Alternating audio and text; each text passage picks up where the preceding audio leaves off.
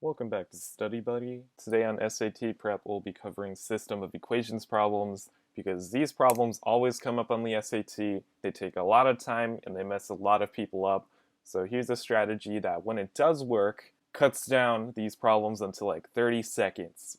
So normally with these type of problems, most people try to solve for x or solve for y or like whatever variables are there.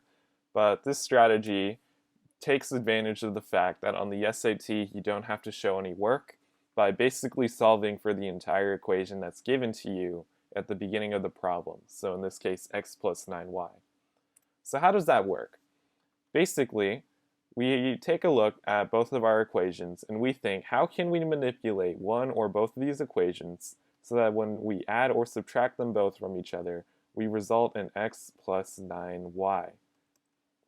Because once we know what x plus 9y is, whatever that's equal to, that's the answer of our problem, right? Because that's what the question is asking for, the value of x plus 9y. So let's try to solve for that. So the way I like to approach these problems is first you just disregard one of these variables here. We're only worried about x in this case. So now we have to think, how can we manipulate x and 3x so that when you add or subtract them from each other, you get a positive x? So what I immediately think to myself is there are two ways. The first way is to multiply the first equation by 4 and then subtract it. So what that'll look like is you have 4x minus 3x, and that'll equal x. This is correct, or basically 1x here. This is correct right here. So that's one way that we can get x by manipulating the equation. Another way that I think might work is multiplying the top equation by -2 and adding. So that'll look like -2x plus 3x, and that'll also equal positive 1x. So there are two numbers that we can use to multiply the top equation to manipulate these equations so that we can get a positive x. Now we need to double check that these numbers work for the variable y. So again, we can either multiply the top by 4 and subtract, or we can multiply the top by -2 and add.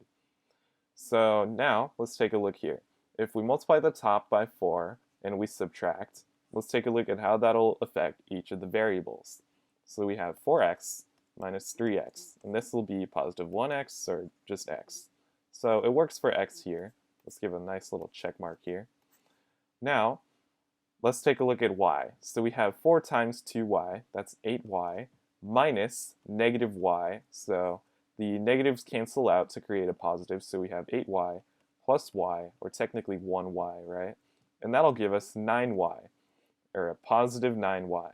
So now we have a positive x and a positive 9y, or x plus 9y. So hey, that works. So because this works right here, we just can disregard that -2 from before.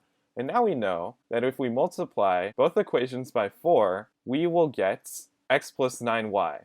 So now that we know that we can get x plus 9y, let's find out what that's equal to. So we have 4 times 4, so that's 16, minus 8. So 16 minus 8 is equal to 8. So x plus 9y is equal to 8. And that's literally the answer to our problem. That's the value of x plus 9y, 8. And the option here is A. So there's a strategy that can help cut down a lot of time on these problems. If it doesn't work, you're just going to have to slug through these problems the normal way, but hopefully this will help you out.